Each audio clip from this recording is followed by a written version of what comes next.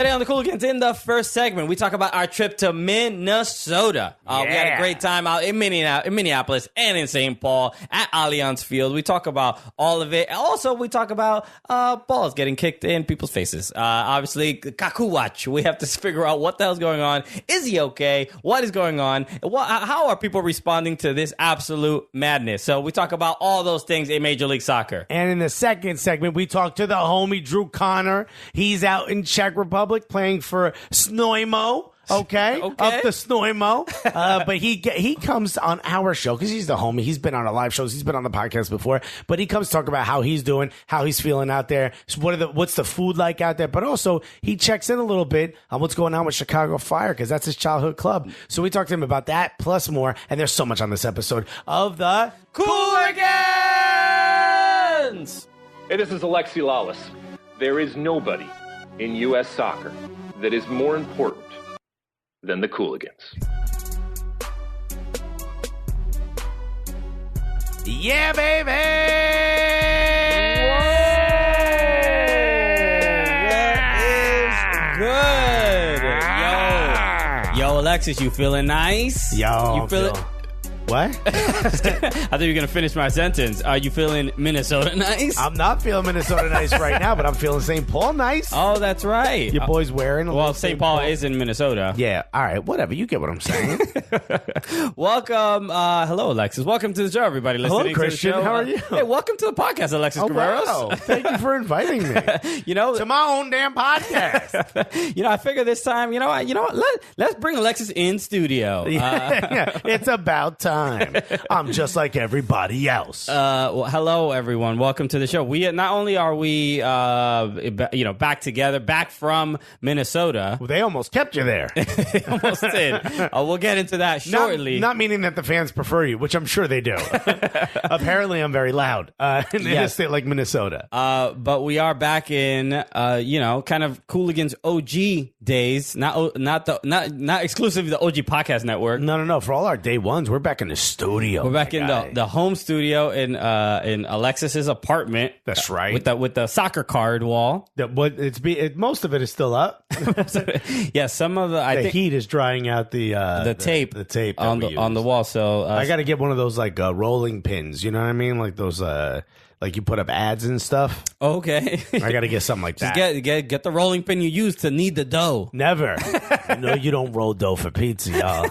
Rolling dough is for show. I use rolling pins to beat my enemies. Exactly. It's a weapon for a no-no.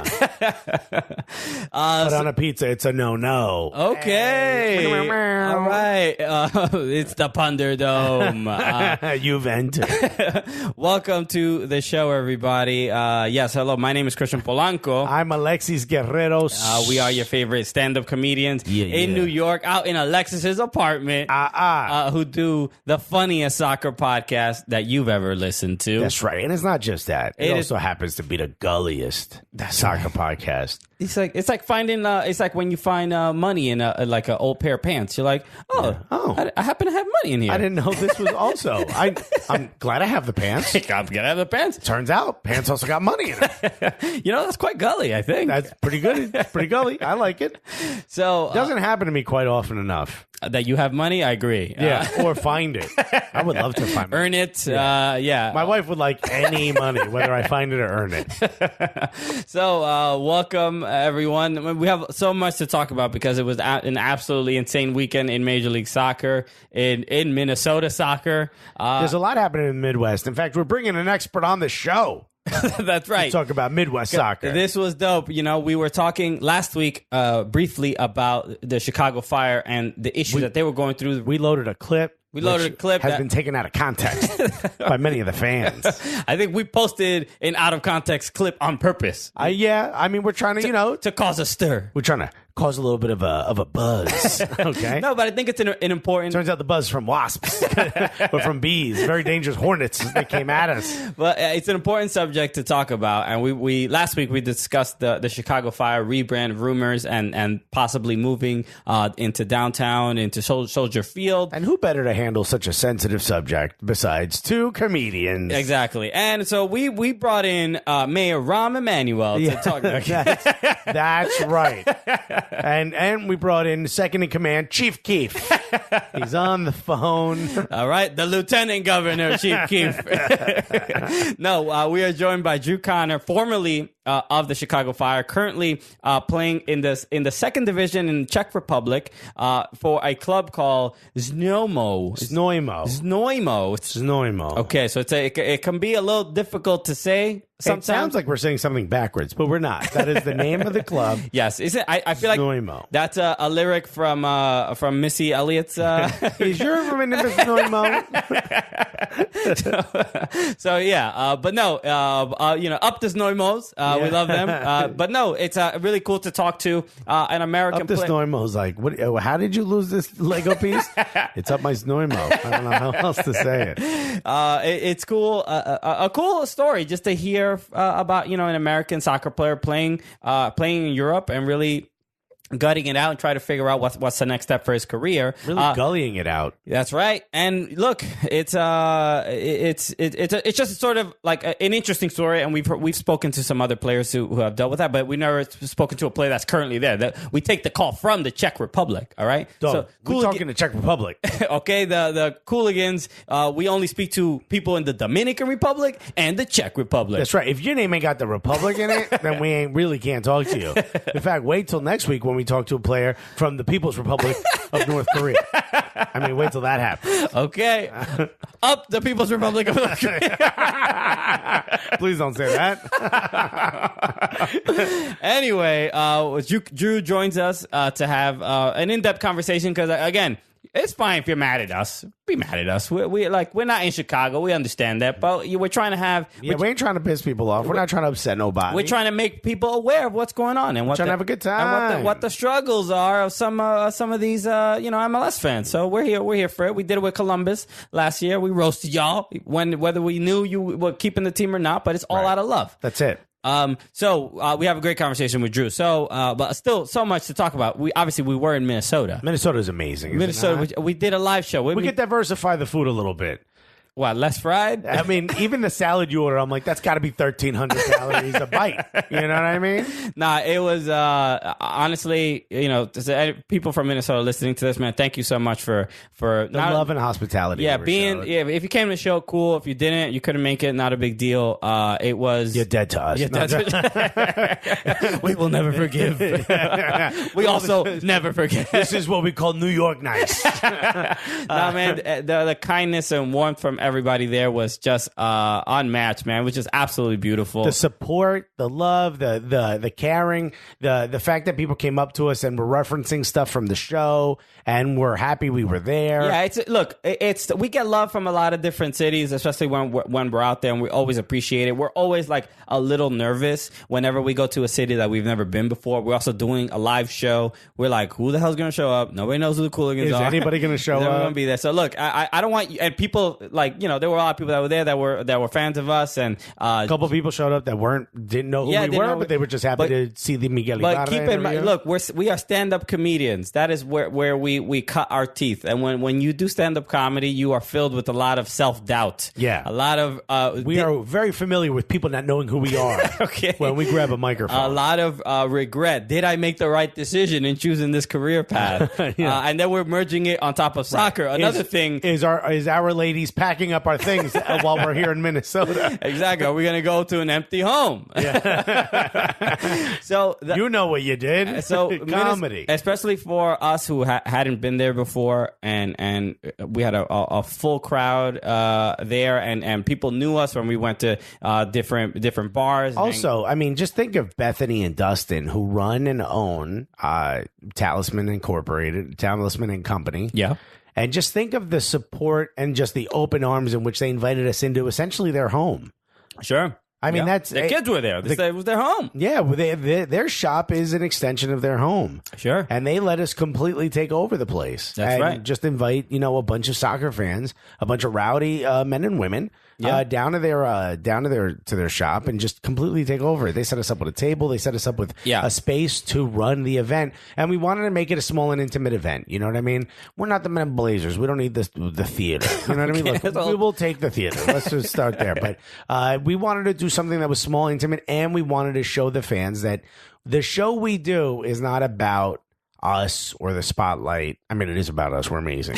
But the show is about the fans, and we're fans of soccer, and we want to do a show for fans of soccer. So we also launched our hat with Talisman. Yeah, but before we even get to that, what I did want to say is, like, whenever we go to a new city, we don't know what is going to happen. We don't know what the reception is going to be. And as comics, you know, when we go to perform in some city, this is like a common thing with when you do stand up is you travel to a city that, you know, that's not popping, right? You do the funny bone, you do the improv or whatever, and it's like usually you're stuck at the hotel. There's not really much to do in the city. You don't know anybody. You're uncomfortable. But for us stand-up comedians that do a comedy soccer podcast, we go and it's the complete opposite. We go there. We got friends. Yeah, we go somewhere. Already, it's a warm situation, and nothing warms our heart any more than that, man. It is just like besides the sheer amount of sodium we ingested via Juicy Lucy's. So, thank you to everyone in Minneapolis and St. Paul. That was so just incredible, so supportive, loving. People think we're just blowing smoke up people's ass. Like, no, man, like it means the world to us. You don't know what it's like to walk into a bar full of soccer fans and people start walking up to you like, "Oh shit, you're here! Yeah, thank you for coming to our city," and blah blah blah, and like, I love the show, and yo, who's that dude? He walked up to us, didn't even say hi, just walked up. And he was like, he said something like, "Yo, fuck Men in Blazers," or something. He was like, "Yo, that's Gully, right?" And he walked away. And he's like, "You know how I do?" It's this white dude who's drunk. He's like, "Yo, you know how I do? We keep it Gully out here." I don't remember that, but okay. You don't remember that? The dude just straight dapped us at the both. Stadium? Or? No, this is at Black Heart. I don't. And we were like, "Oh, no, I don't remember. No, I don't remember that. We met so many people that day. Yeah, we did. We met a lot of people. Yeah, I mean, there were a lot of people trashing Men in Blazers, which is hilarious. Hilarious. Like, we don't ask you to do that, but it's always funny when you do. We think it's hilarious. And it just proves that you listen to the show. Yeah, we stopped doing that just in case they want to make money with us. You know what I mean? No, I'm joking. Like, it's those situations where people walk up to us and they reference something from the show, or they reference something that we said like months ago. Like, that just warms our heart. Yeah, you know what I mean? Man, the best. Man, we just had an incredible time there. So thank you again. So just to let you guys know, for the people who weren't there, because a lot of people, you know, a lot of times we do a show. Yeah, we're like, you know, you hear about a live podcast, right? And maybe a podcast that you may have heard once or twice, or maybe you didn't hear at all. You know, there were a couple of people there, never heard us before, maybe got dragged by their significant others. Or, you know, I think they were both members of Dark Clouds or True North Elite, their supporters group. So they're like, yes, we will go in support of the supporters group. Yeah, so when you go to our shows, I mean, some of the people who may not have heard us, there's a possibility you hear somebody say like, we dealt with this last year during the World Cup Comedy Tour, where the idea of a funny soccer show is, what is that going to be? What is that going to be like? I'm going to go pay to see that, you know? And thank you to everyone who was there. You're like, this isn't some grand money making operation. You basically, everyone who was there basically just helped pay for our flights to Minnesota. Really, you really just did that. You saved our ass a little bit. So thank you so much.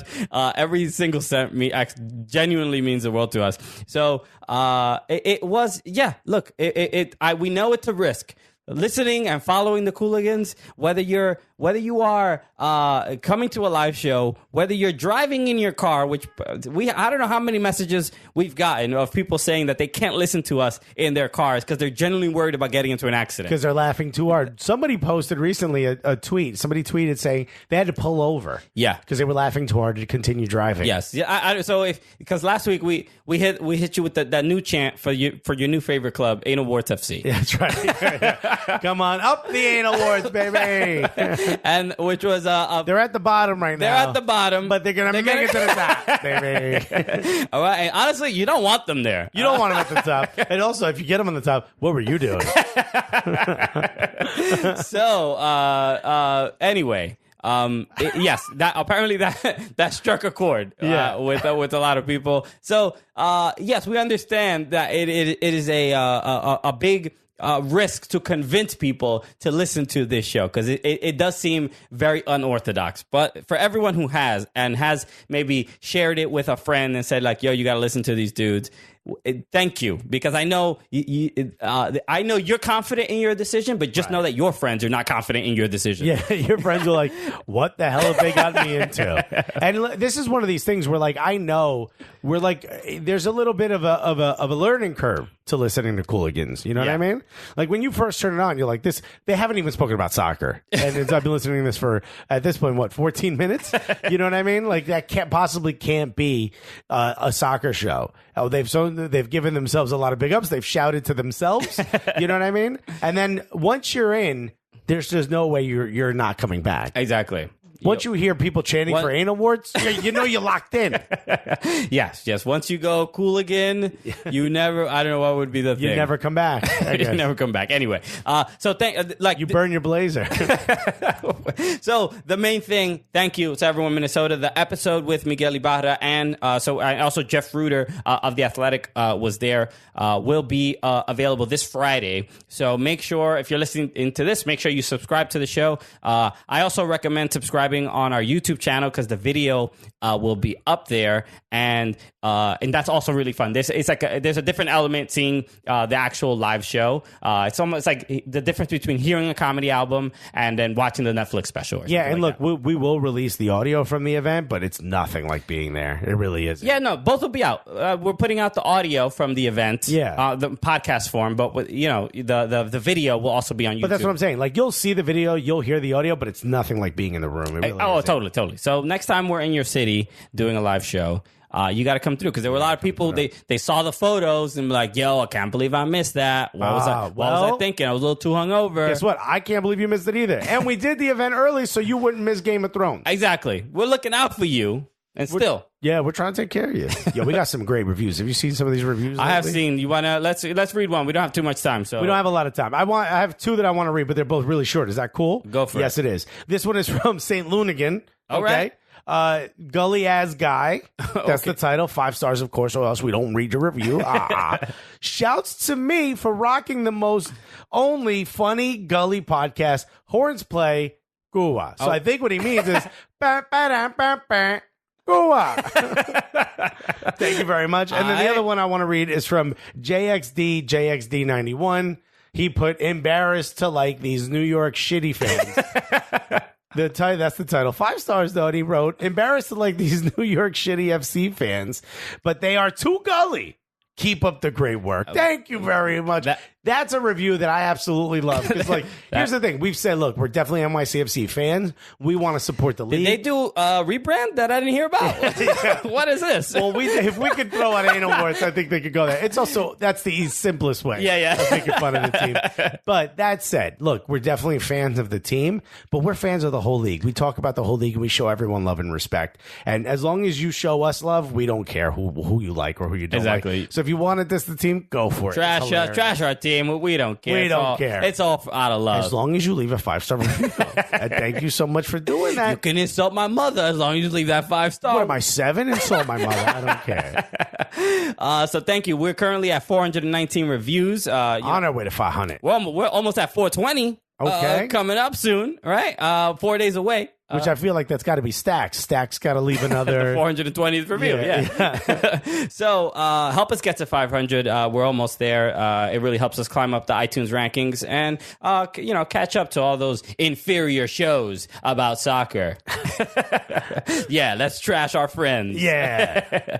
No, man. So thank you for that and all that support. So let's talk about the soccer world. There's a bunch of things happen. We'll talk about our experience at Allianz Field in a moment. Hey, we'll be right back with the show. Really sorry we're interrupting. But today's show is sponsored by SeatGeek. You want to get them tickets to anything. What? comedy shows, games. Think of your favorite event that you need tickets to, okay? Yeah. And here's what you do. You pull up the SeatGeek app, and if you don't have it, download it now. What is you doing? That's right. Download it now. We were just at Allianz Field, right? Yeah. Right? You want to get tickets to games like that? You know, sometimes they may be hard to get. Maybe you want some deals. Maybe a little. You want to get the cheapest ticket.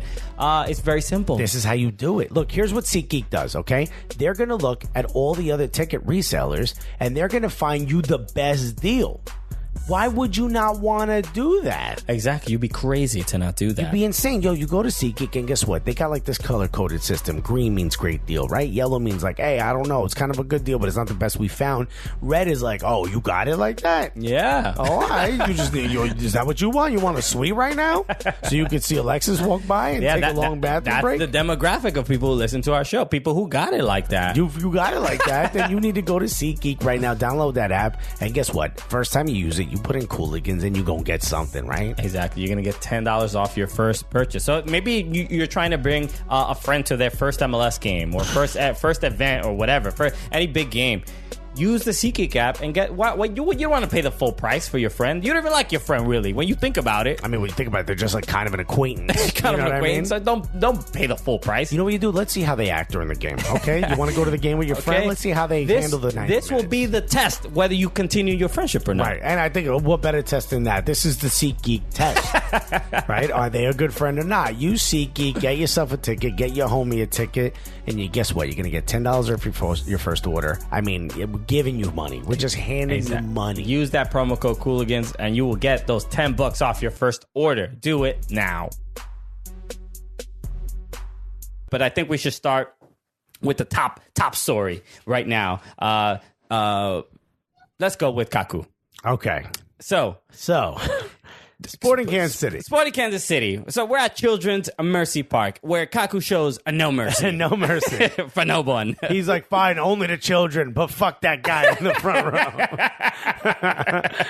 Look, if you didn't see it, end of the match in extra time, basically, or whatever, in stoppage time. Yeah. He got very frustrated. A ball pass didn't arrive to him when he wanted the ball. Very, very frustrated. And you know how angry Kaku gets. No, and look, let's also start by saying he's a kid, right? Kaku's a young person, right? Yeah.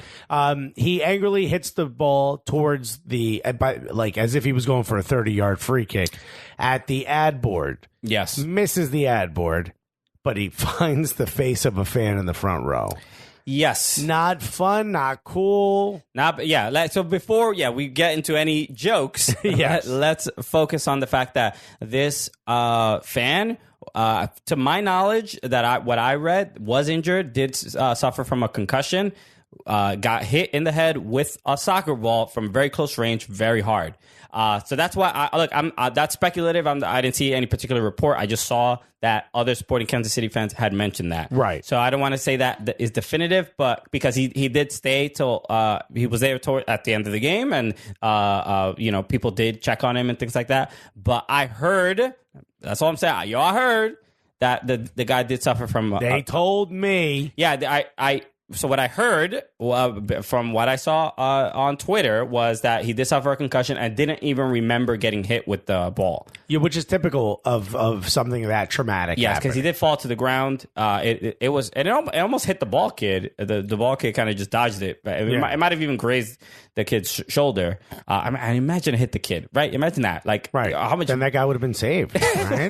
That's what I'm talking about. His name is Ball Kid. You gotta take it. So luckily he didn't hit a child. I'm sorry it hit anybody. Yeah. I'm gonna say this. I don't think anybody thinks Barco is vindictive or malicious. Why are you talking about Barco? Why did I say Barco? Kaku.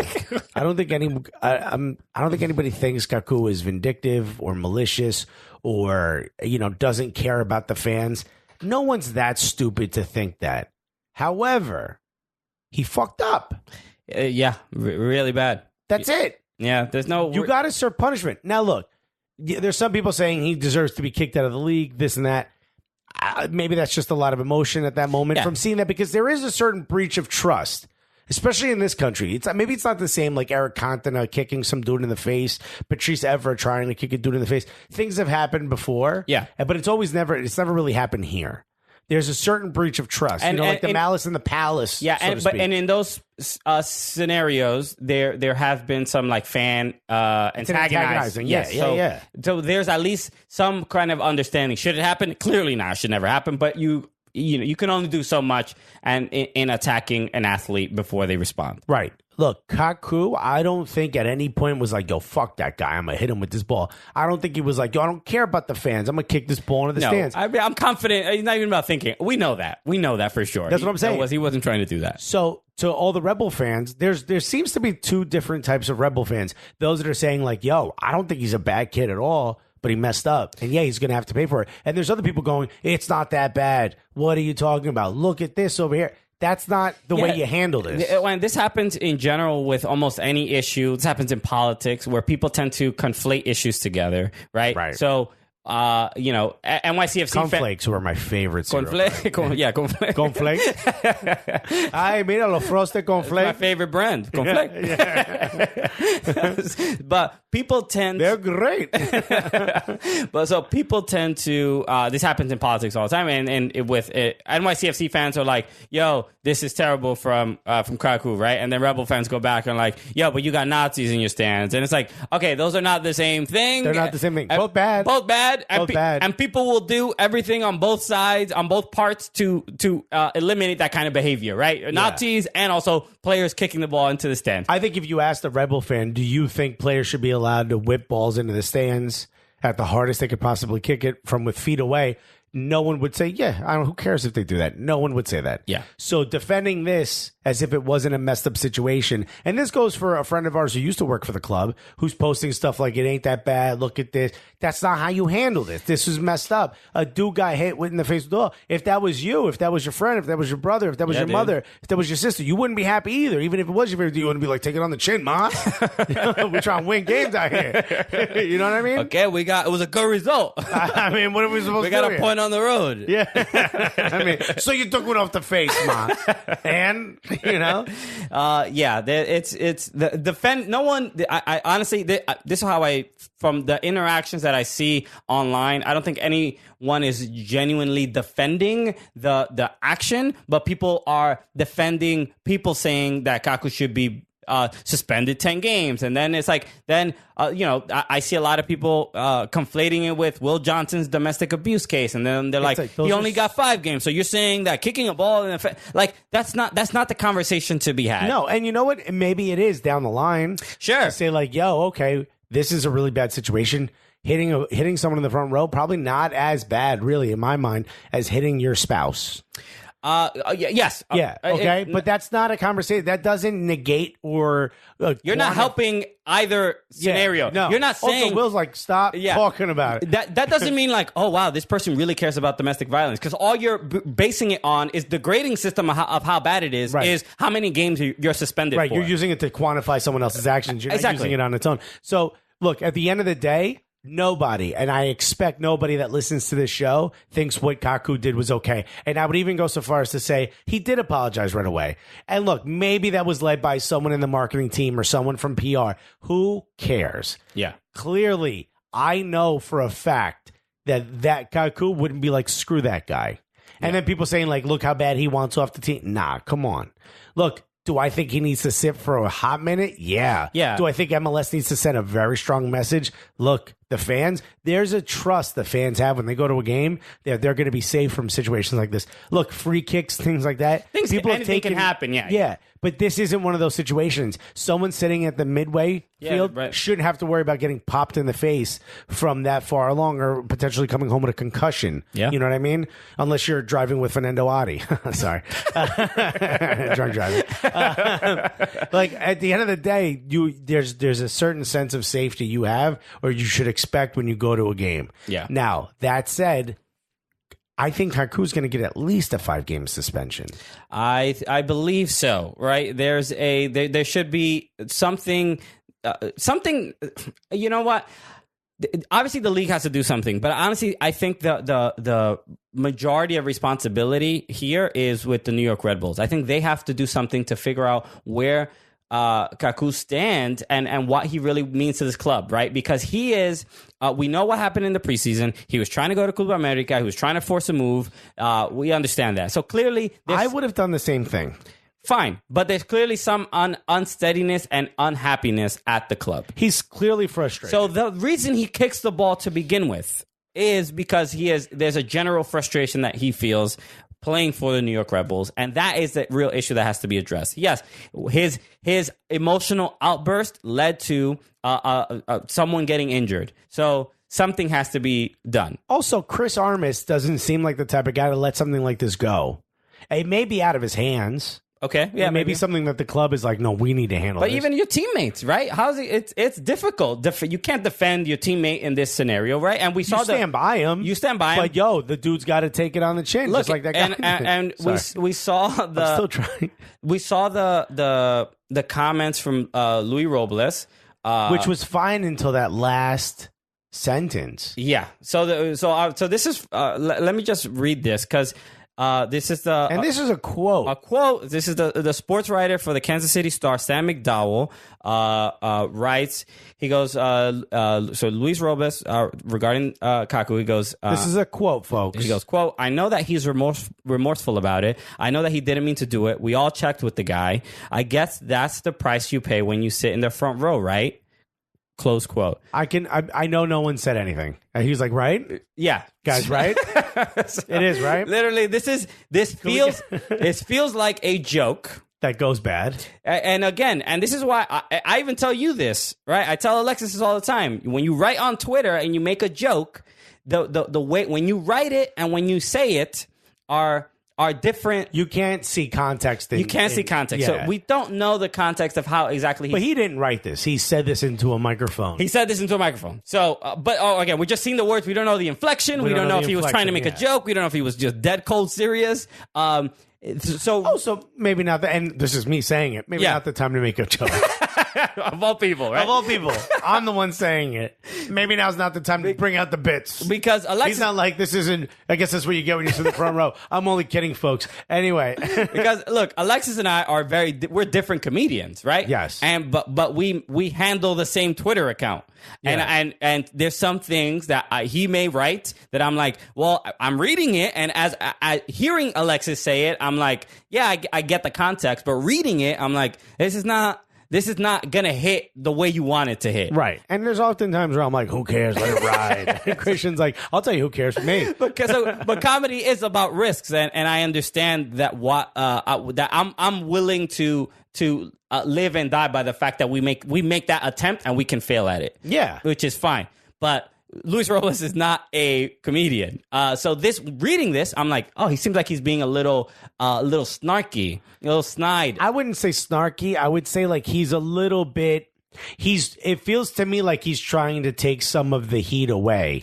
Yes. He's like, well, that's just part of what comes, right? Like it's clearly meant in a not facetious, but in a very light-mannered way. Yes. And he's doing a good job of trying to take the focus away.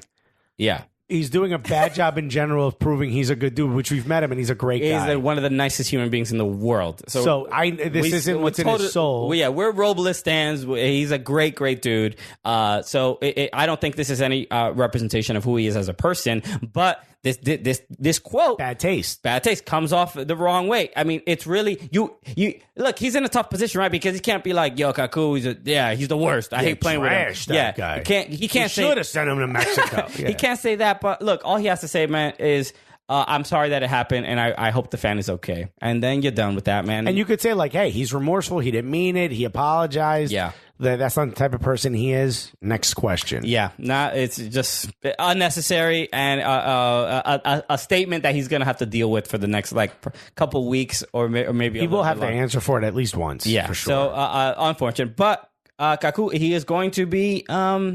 he's going to be suspended. Obviously, we haven't received any notices of what the suspension is. Nobody knows what it is. Maybe by the time this comes out, usually that stuff happens pretty fast. Like we get the emails from MLS usually Monday, and it says like, "Oh, this person was suspended," or like or if somebody got a red card. And disciplinary committee says this. Yes, so we are aware of what's going on, and it's already Tuesday. We're recording this Tuesday afternoon on April 16th. We haven't heard anything, but by the time you hear this, there might be an announcement of what his punishment is. I do hope it is lengthy. I mean, I know he didn't mean it, but there has to be a statement has to be made. Yeah, it's very much so. Yeah. So And people talking about for the rest of the season, this and that. I think after seeing it, your first time you see it, that's your first thought. And then after you watch it a few times, you're like, okay, clearly. Yeah. He didn't, you know what I mean? He wasn't trying to hit this dude, but he did. And you have to pay for that. You have to. It is bad. Okay. So we'll see what happens with that. So another thing I wanted to talk about real quick was, so the NWSL season just started over the weekend. The Chicago Red Stars jersey reveal? Yeah. Wow. What a dope. Wow. Yeah, man. I mean, that it felt like new Jordans dropping. You know what I mean? Like, it was just well done. Yeah, the ad, everything about it. Yeah. The players in the ad were dope. The way it was shot, yeah, it was dope. Julie Ertz, Sarah Gordon,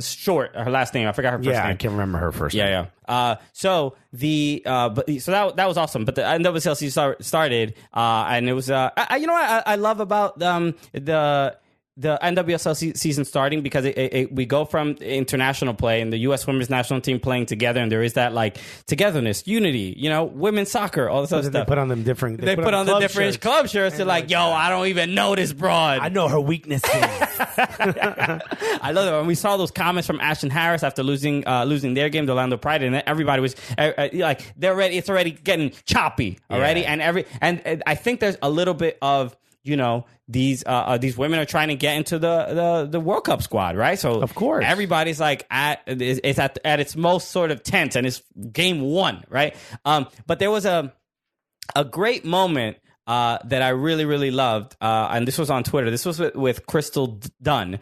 Crystal Dunn, who this was hilarious, who plays for the Courage, North Carolina Courage, and she got married recently, right? She married this gentleman named Pierre Soubrier, who I believe works with the Portland Thorns. So she plays clear. So he's the head athletic trainer for the Portland Thorns, and but she plays for the North Carolina Courage. So he voted for Tobin Heath for goal of the week. She had like, well, he voted on one of those like Twitter polls. But when you vote, it tweets out the same video with a predetermined text that says, "I voted for blank." Yes. So he may not have known that was coming.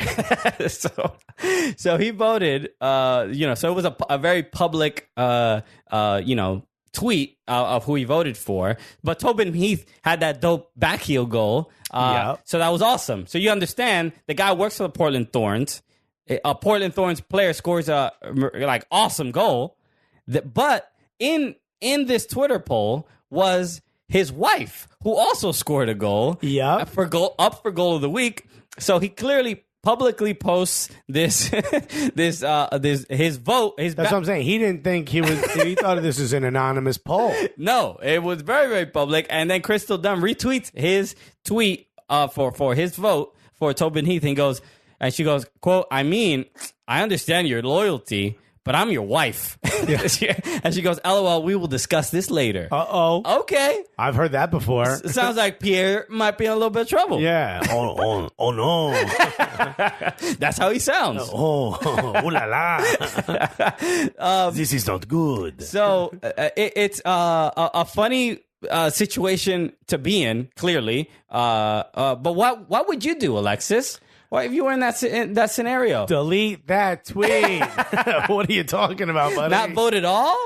You work for another team. Your wife plays for another team. You don't vote. Or you vote for wifey. Okay. I'd rather get in trouble at work than at home. Hell yeah. Hell no.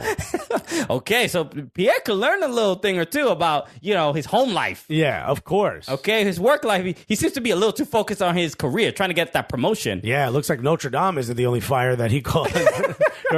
Sorry, his friend. Unbelievable. Right? Come on.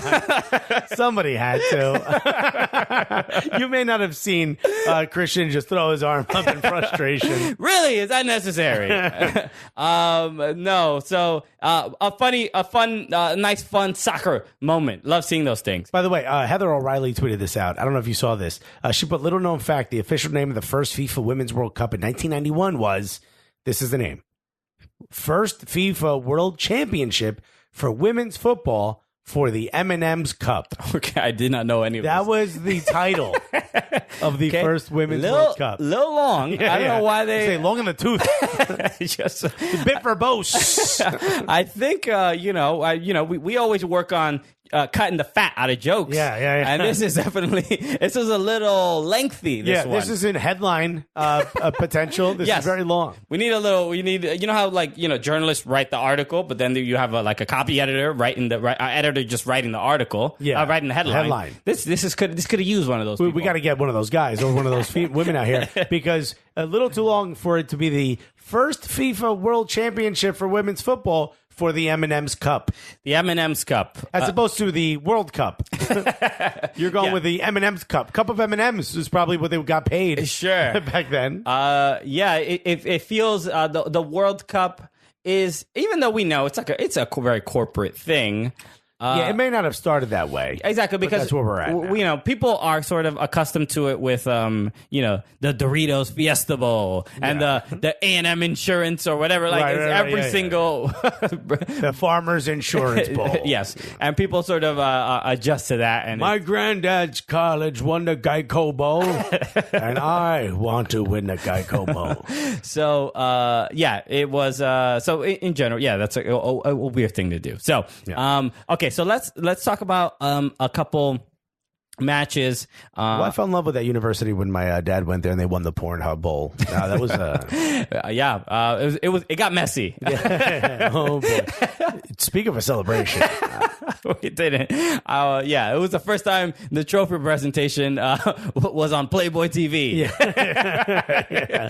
Exclusively. We streamed the championship, and a couple windows were open. I'm not going to lie to you. Oh, you want to watch the trophy presentation? Well, you got to sign up for Patreon. Also, I might want to watch it alone. Yes, they do the trophy presentation. It's like a cam girl does it before. Anyway, so let's talk about our experience at Allianz Field. Let's just start with that because beautiful stadium. First of all, from the outside, it looks amazing. I didn't know this. They put it in an area called Midway because between the two cities. Okay, yeah. I didn't realize, especially, it wasn't until the Uber drive to the airport. It was an older gentleman who drove me, and he was like, "Oh, I don't know St. Paul that well." And I said, "Where are you from?" He said, "Minneapolis." This dude's 70-something years old. Yeah. I was like, what are you talking about? Walk down the street.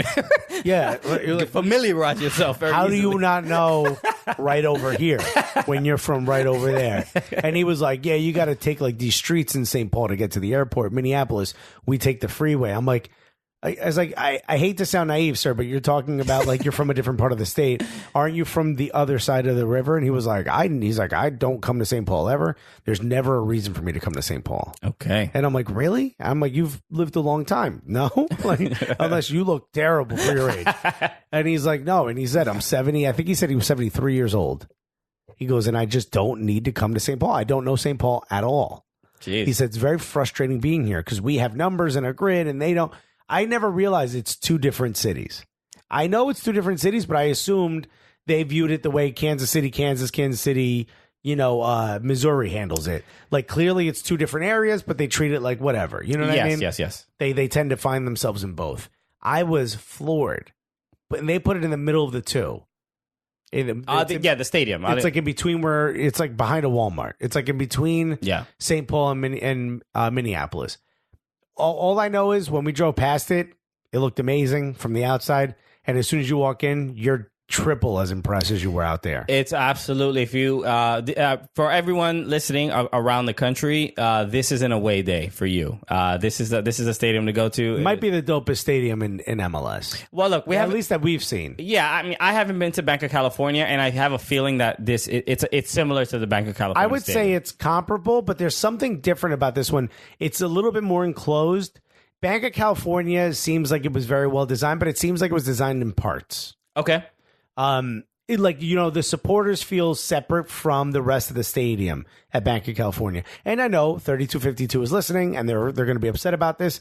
It feels like they sort of were able to make changes to their side and the rest of the stadium is different. You know what I mean? There's something about Allianz Field, where it seems like it's all one. Now, look, I went when it was still in construction, so I didn't get a chance to see the concessions and all that. We did get to see it here. It seems like it's all one unit, the stadium. It seems like it was very well thought out.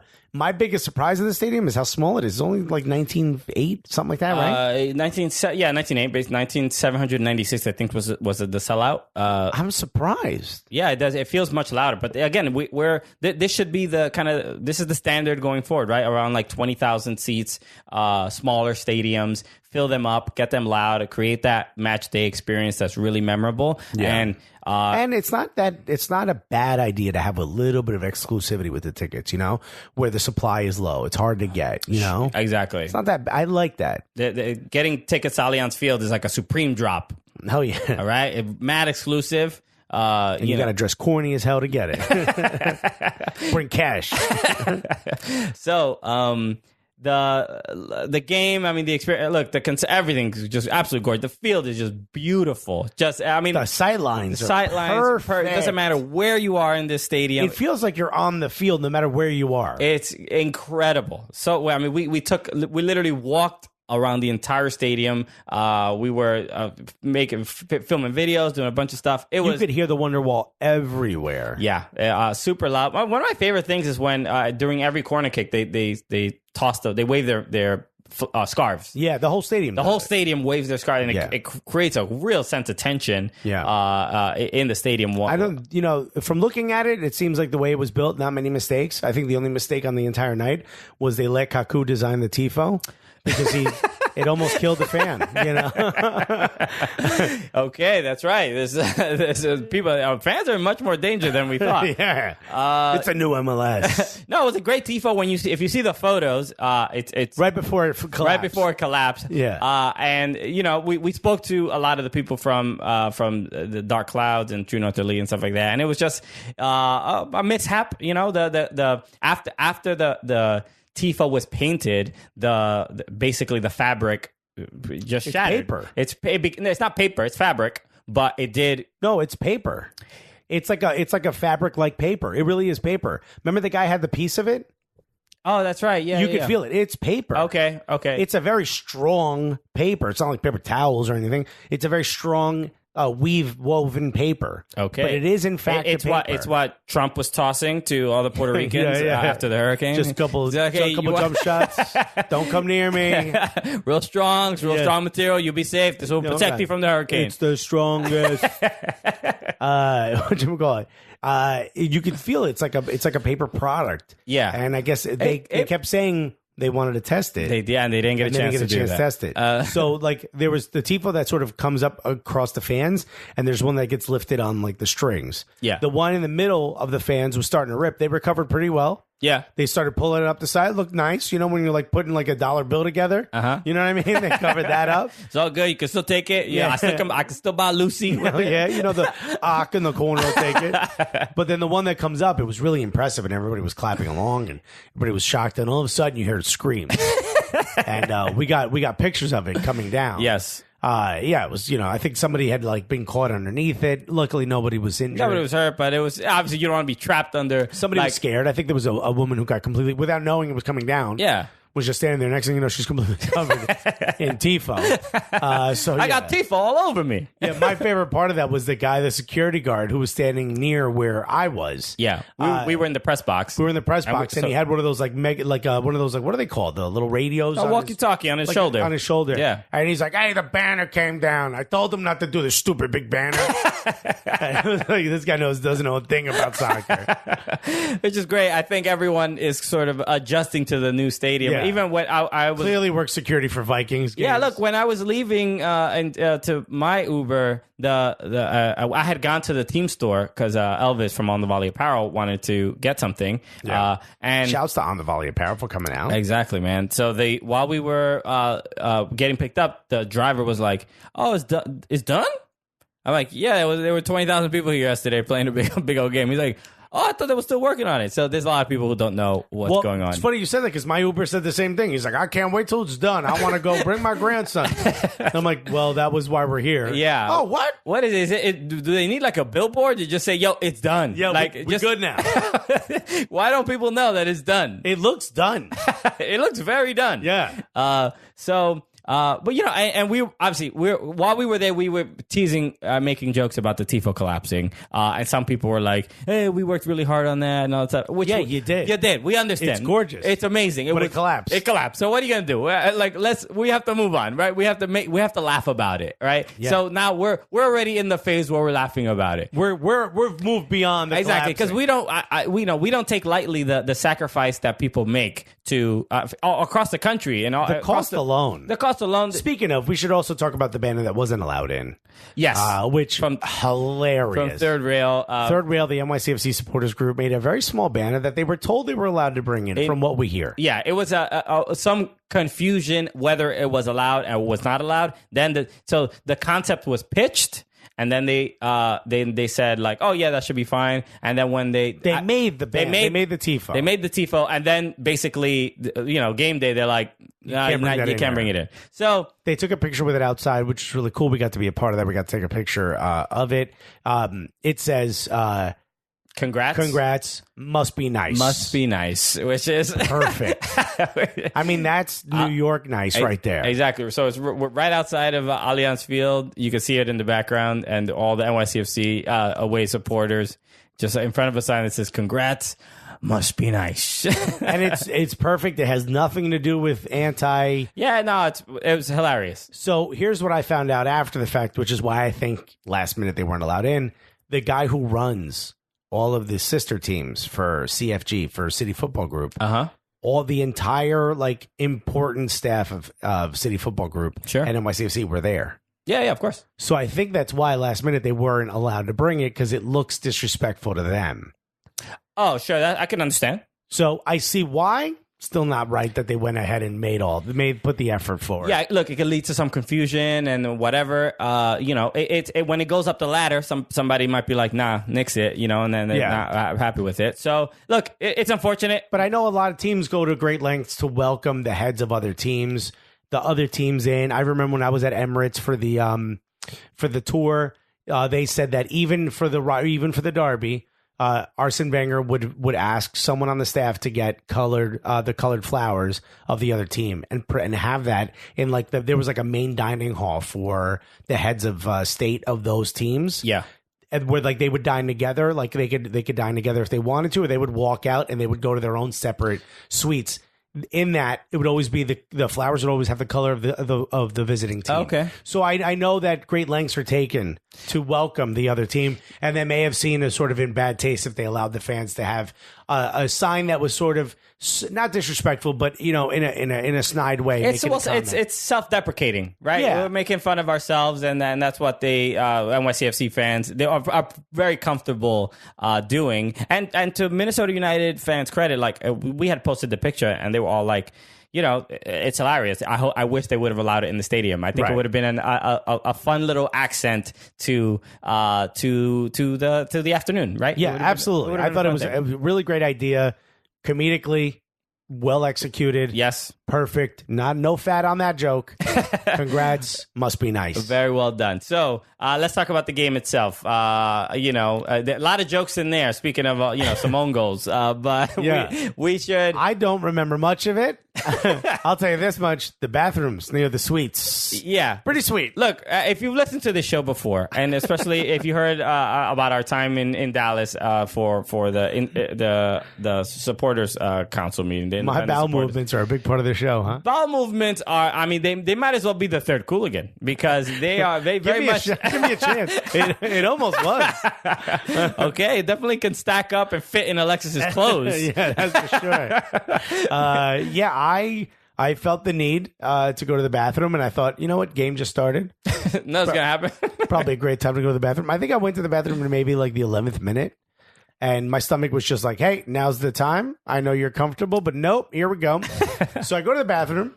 I get ready to get started, right? Yep. Sit down, look over, no toilet paper. Not even like the roll. Like they just did not put toilet paper in this bathroom. Allianz Field was just like, nope, we don't need it. This is the only bathroom in the press box. Well, I think they thought they might have had a little bit more time. You know, like maybe at the 30th minute they would have brought in toilet paper. No, your boy needed it in the 11th. So there's a security guard stopping you from going to the suites. I get dressed again because I don't know if you've heard this show before. When I go to the bathroom, I like to be in a very natural, in my birthday suit, if you will. So now I got to put all this clothes back on. It's embarrassing. It's not. You're in a damn public sports stadium. Hey, I was the first one to use this bathroom, so I felt very comfortable with my decision. So I go get redressed, right? That took a couple minutes. I go out and I see the security guard. I go, hey, there's no toilet paper in the bathroom. I got to go. And she goes, well, there's another bathroom right through here. Just go to the bar and make a left. So I walk in. Now I'm in the suites. So now I'm kind of walking really slowly past the suites to see if I see anybody. You know what I mean? Anyone of note. And you know me. I walk right in. Okay? I walk in. I make myself a little sandwich. I talk to people. Wait, this is before you get the toilet paper? This is before. No, it's before I go to the bathroom that has toilet paper. Okay. So I'm on the lookout to see if there's a way I could scam my way into a suite. Okay? Wait, you're going to grab a bunch of food and then go to the bathroom? I would have. I'm already going to go to the bathroom. This is ridiculous. No, it's not. You know, sometimes you buy groceries before you run out. Just in case. I didn't eat though. I didn't get a chance to eat. Okay. Yeah, I didn't see a suite with anyone I knew. It's just incredible that you clearly, it's a pressing issue. You have to go to the bathroom, but you're like, let me see what food I can steal first. Yes. Yes, because I'm like, this is good for the show, right? So I'm walking past and I'm doing my best. I'm doing my darndest to try to see if there's anyone I recognize. And I'm walking back. I walk back across the face of the suites with the doors open a couple times. Enough with the security guard's like, who are you? Why are you here? But I got a press pass. So no one's really asking, but they're looking. You know what I mean? And I'm like, which way's the bathroom? I say to the guy, and he was like, oh, that's why he's been lost this whole time. And he points to the bathroom. I go in the bathroom. I sit down. Beautiful. First person to use this bathroom. I'm over by the suites. So positive. I'm over by the suite. So I'm like, no one's gonna even know it was me if I make a mess in here. You know what I mean? If the smell's terrible, and it was. So I sit down and I start to enjoy myself. I grab my phone. I wouldn't mean. It sounds like it sounds like you're masturbating when you say I start to enjoy myself while you're defecating. This is almost better, right? I'm just letting it out freely. No need to push. I'm not in a hurry. And I hear, so I was like, oh, I must have missed like a corner, you know? And I'm using my phone. I think I'm texting my wife or something. And then I get a text from you that says, you missed 2 goals. And I was like, oh, damn. Well, I'm sure the second half will be just as good, right? So I'm texting some more. I'm looking at Instagram. I get another text from you. You've missed 3 goals. Almost immediately after that, I get 4 goals. And I go, what's the score? Stop telling me 4 goals. I don't know who scored who. And I'm not getting reception in the bathroom. Like Foot Mob, for some reason, that app isn't uploading. Oh, okay. So I'm like, I can't tell what it is. So you wrote back 2-2, I think, at that time. Mm-hmm. So I'm like, damn, I got to hurry, right? So I wipe up. I go to wash my hands. As I'm washing my hands, I hear, wow, again, right? And this is a very prolonged cheer. So I was like, yo, something big must have happened. I thought somebody for NYCFC got a red card, right?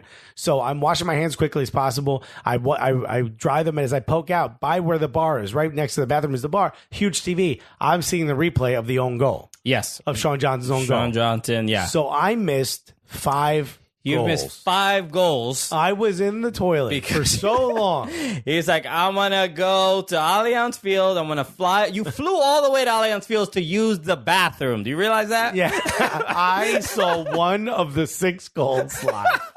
It's one of those where you don't even deserve to be there. I mean, there's really My no experience, I guarantee, is very different from everyone else's. I saw one of the 6 goals scored. 6 goals. Imagine if you were a journalist that worked for MLS or The Athletic. I gotta make it up. Yeah. You gotta make it up. Like, whoa, I mean, my time at Allianz Field was, you have to fill it with all these other words to make it seem like you really, I mean, special doesn't really say. Goal after goal. I was enthralled and stunned with the majesty of my face was red. Bare. Yes. I felt bare. It was incredible how Minnesota United pushed through every single opportunity, just squeezing out as many goals as they could possibly get. It was a number 1 goal, and the number 2 goal was really incredible. Significant, some would say. Oh my goodness, it was insane. I couldn't believe it. I'm like, yo, this game is insane. Alexis is in the damn bathroom the whole time. All right. Also, yo, you should invite me to your stadium so I could use the bathroom because your team is going to score buckets. 2 buckets would be filled. Okay. 1 with goals. Yes. And 1 with poop. So Yeah, excrement is what I would have said. So, but the game, from what even from what you saw, and honestly, when you got out of the bathroom, the game got much more. The game calmed down quite a bit. Yeah, it was very different. The game was as relaxed as you were after bowel movement. Pre-bathroom exit, exciting game. Post-bathroom exit, not so exciting. Exactly. Here's another thing. Hey, Allianz, put some TVs in the toilets, will you? In the toilets In the stall. Not in the toilet. Just poop right on the television. Well, some games. So, okay, that's an option. All right. Come on. I'm surprised the fans didn't put that in their notes for requests of Help a brother out, will you? Of what they wanted. When nature calls.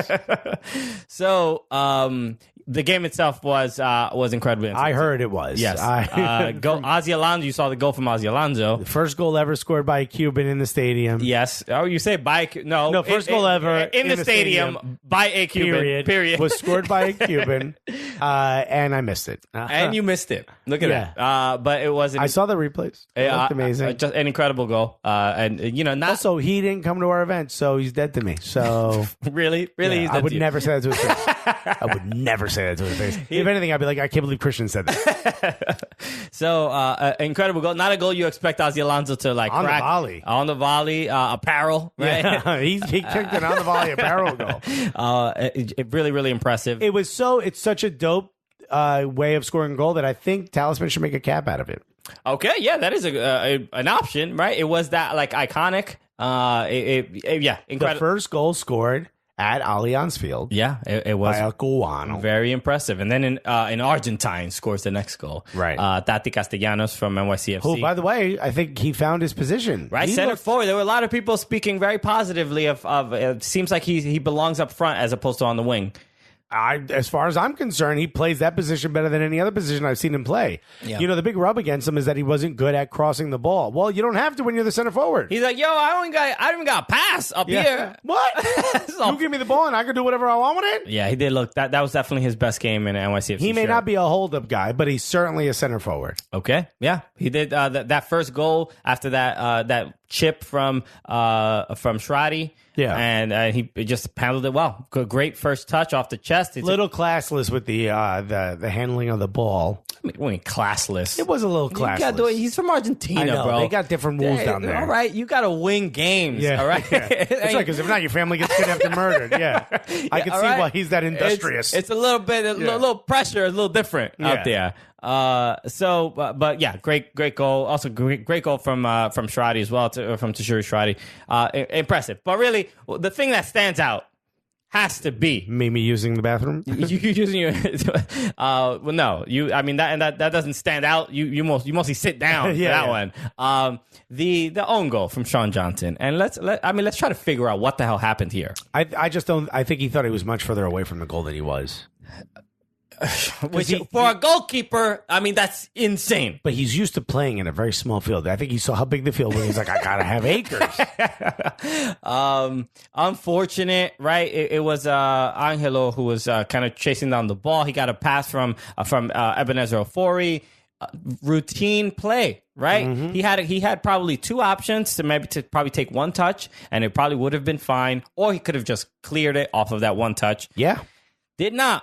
He wanted to do some straight up. I don't know if he's watching too many freestyle videos, too many I don't know if he was trying to nutmeg the forward. Yeah. He nutmegged the post.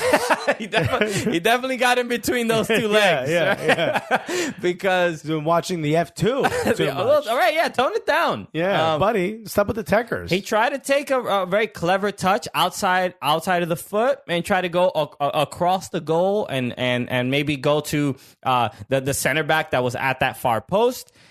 Does he even touch the ball? I don't even know. He does. He does. He does. He rolls it. He rolls it. He because he touches it is why it goes in. Yeah.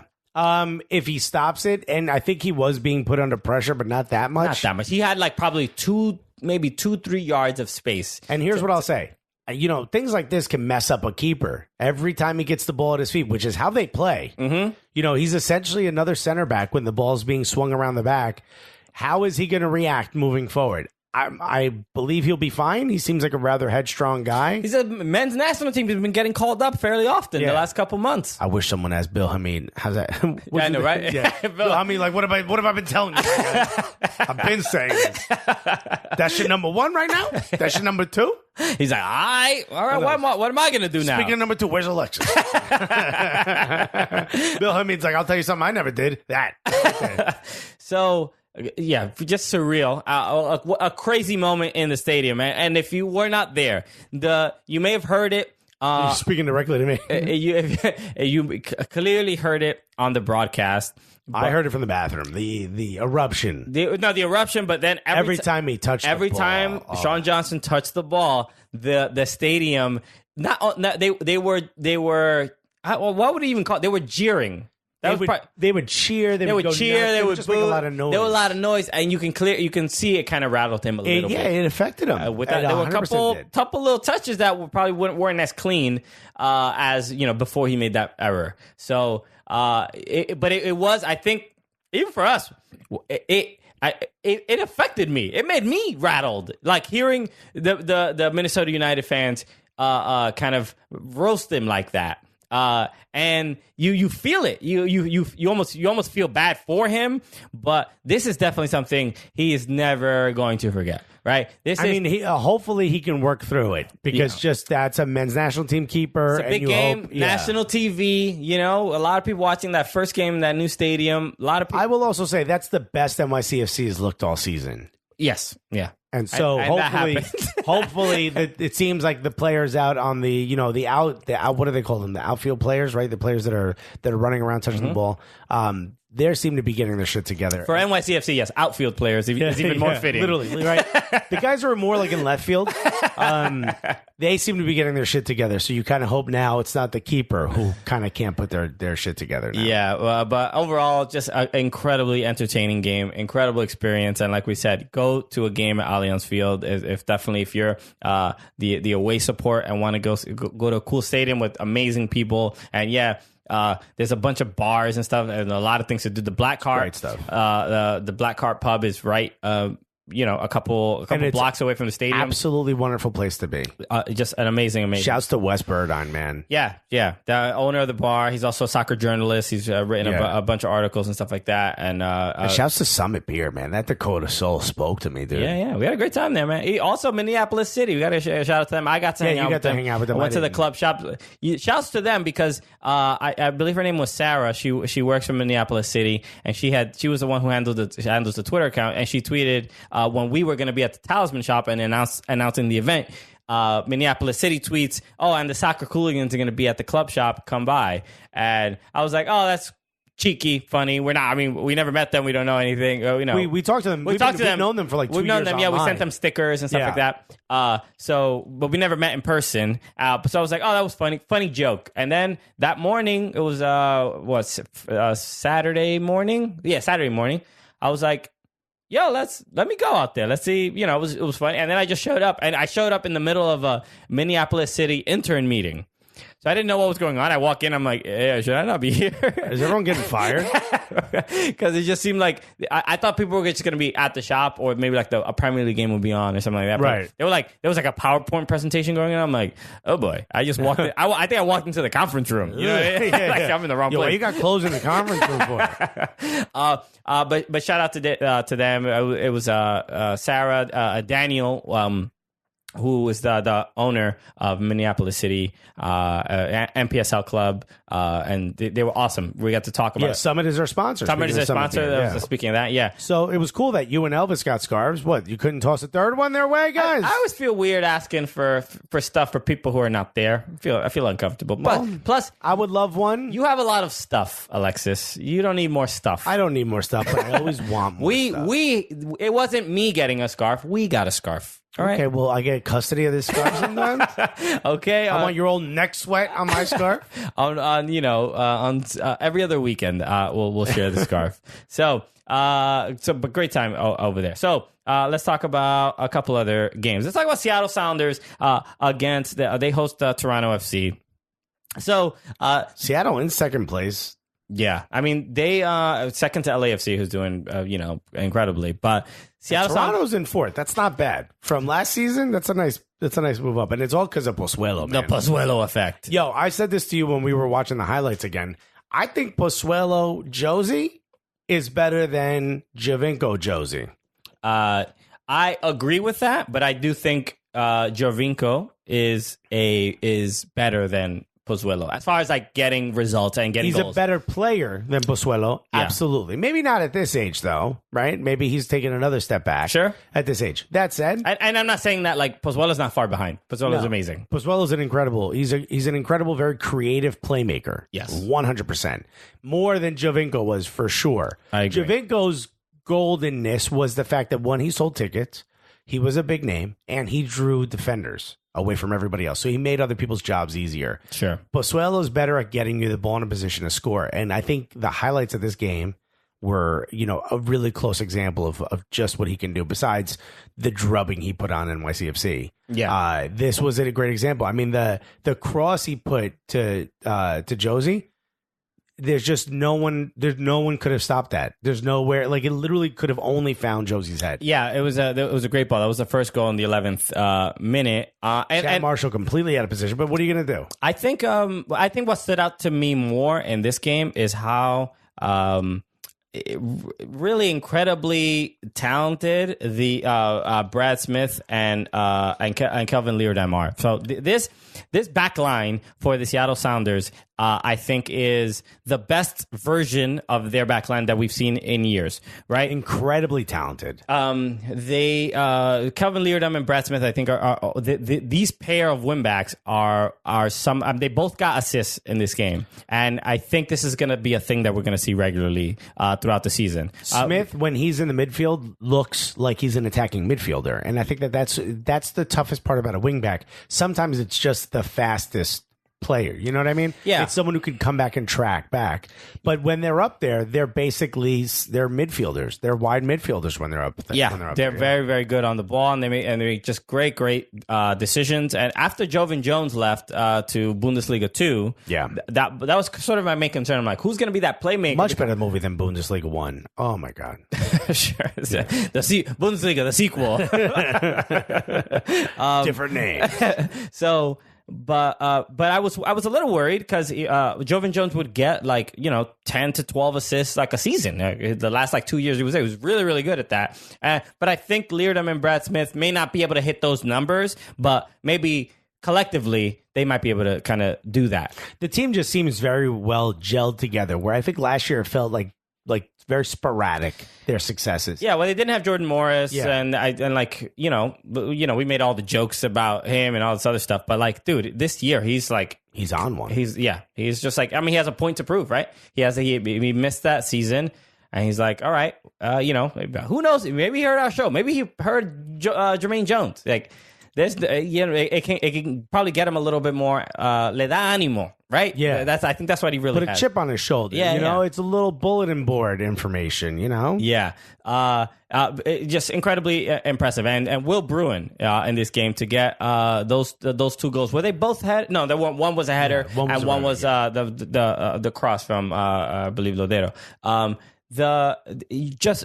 Toronto's this year where we didn't really expect too much from them. Michael Bradley got that brace, I think, in the first game of the season. They obviously got embarrassed in Champions League, and so we didn't know really what to expect. But they were pretty good even before Pozuelo, and then when Josie got back.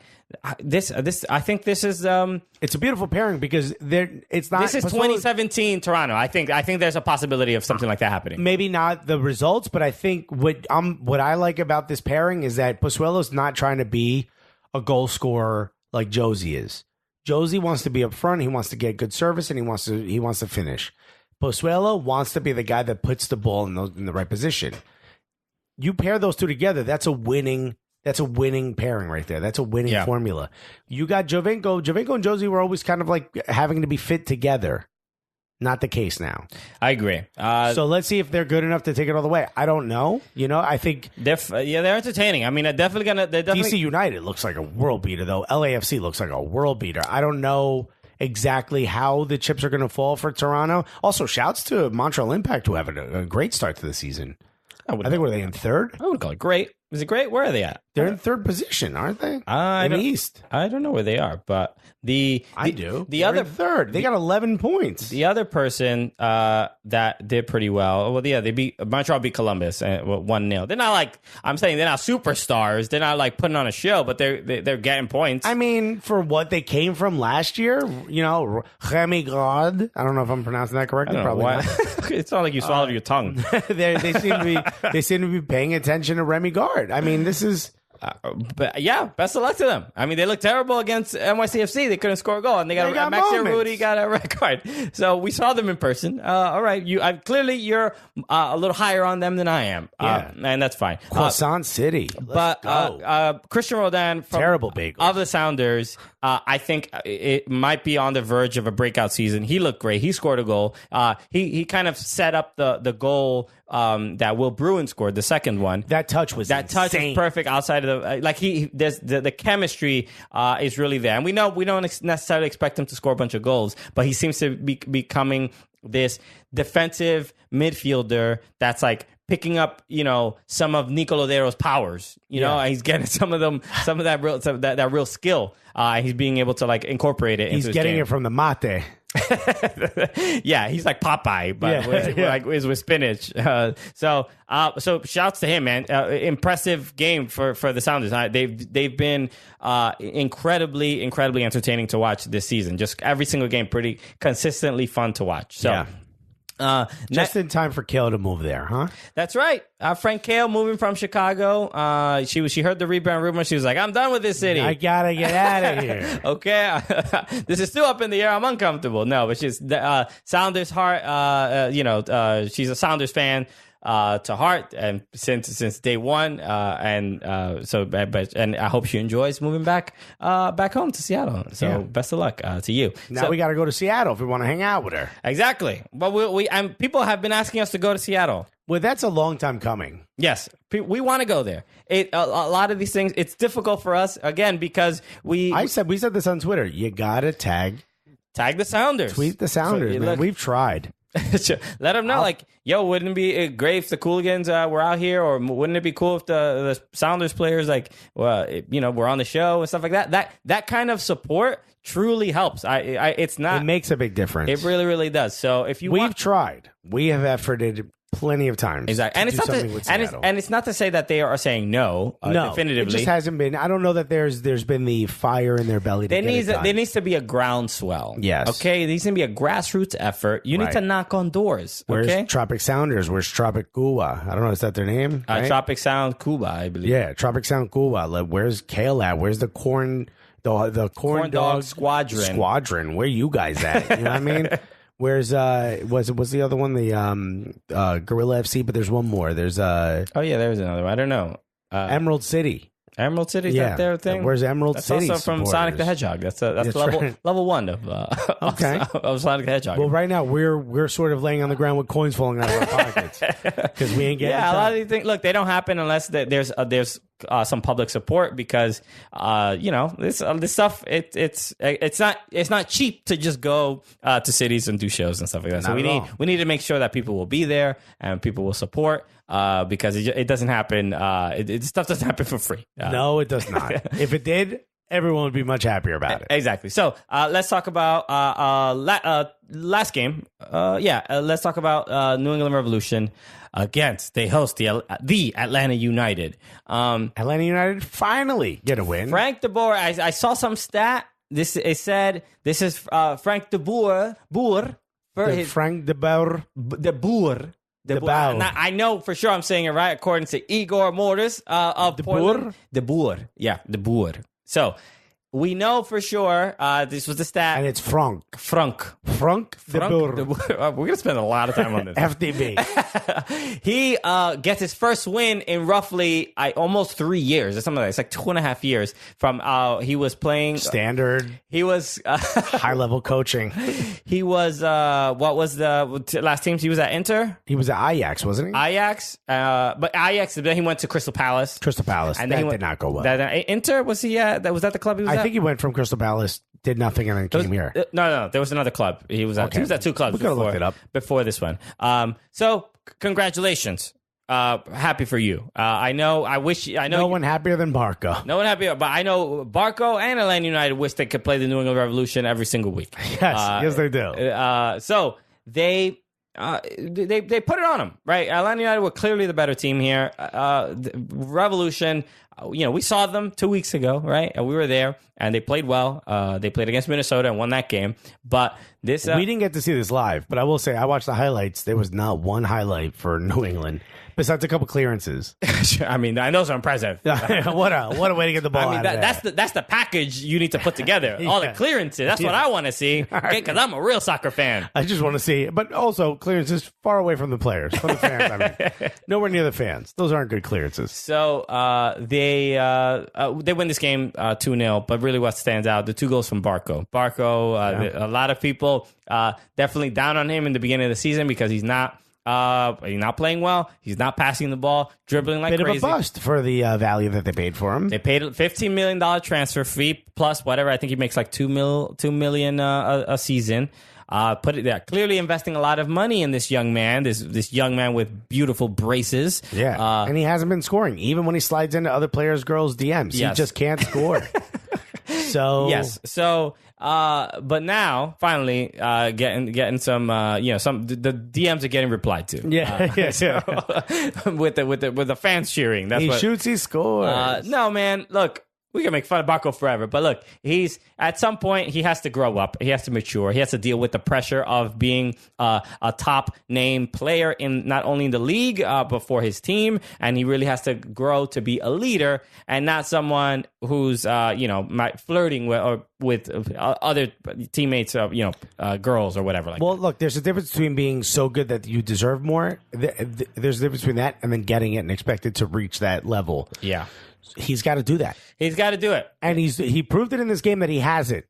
It's in his tool belt. Yes. You got to use it. That second goal. First goal was off a good pass, redirects it, great. That second goal that is why you bring in this Argentinian teenager. Yeah. Because he curled the ball and I'll give him credit because this goal made me feel the way when I see Dimitri Payet take a free kick.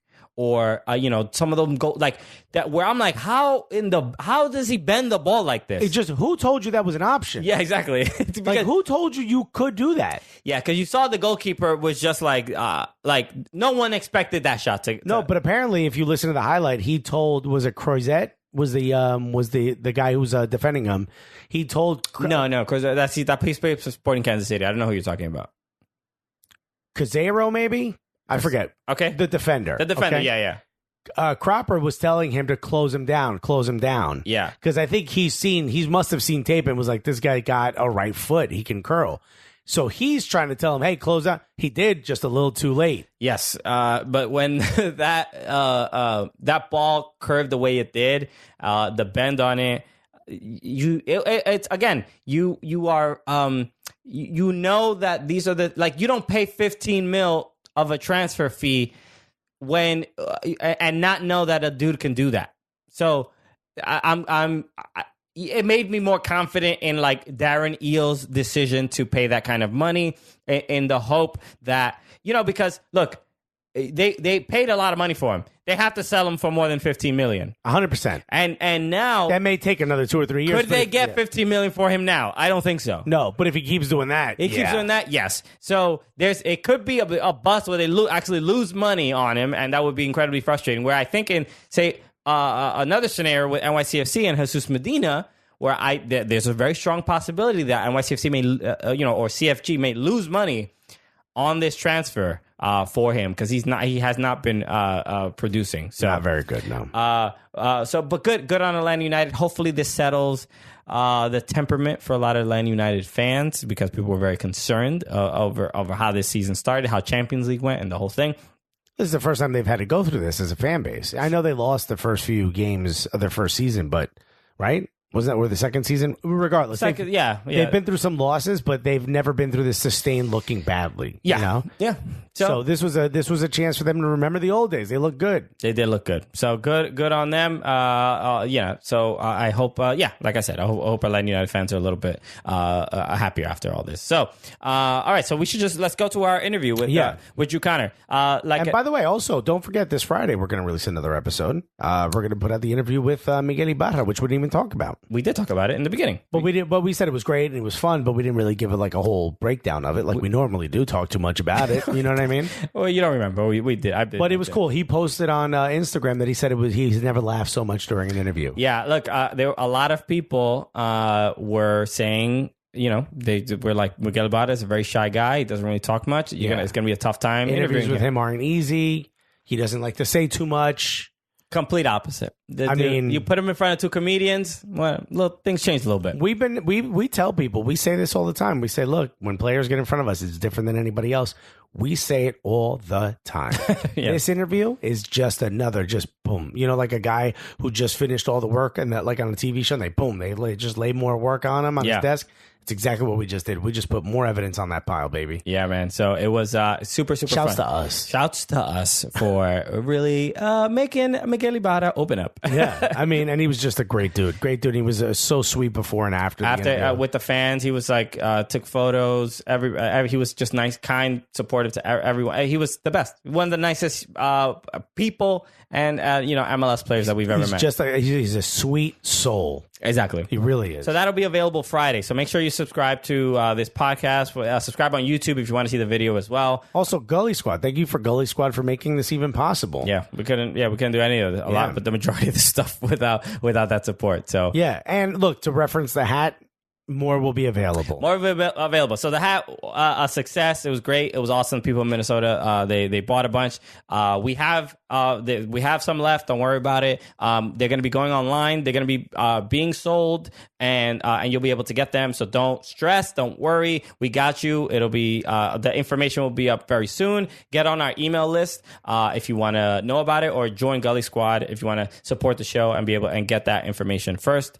So you can go to soccercooligans.com/Gully Squad and help support the show, get access to exclusive content, and then you'll feel good about yourself, right? Oh my God, you feel amazing. You're like, whatever, $5, $10. I don't need this money. I don't need this money. Well, might well do something good with it. You know what? Don't get the whipped cream on the Frappuccino. You know what I mean? You're right. You're overdoing it on the whipped cream. Yeah, so now you got Gully Squad money.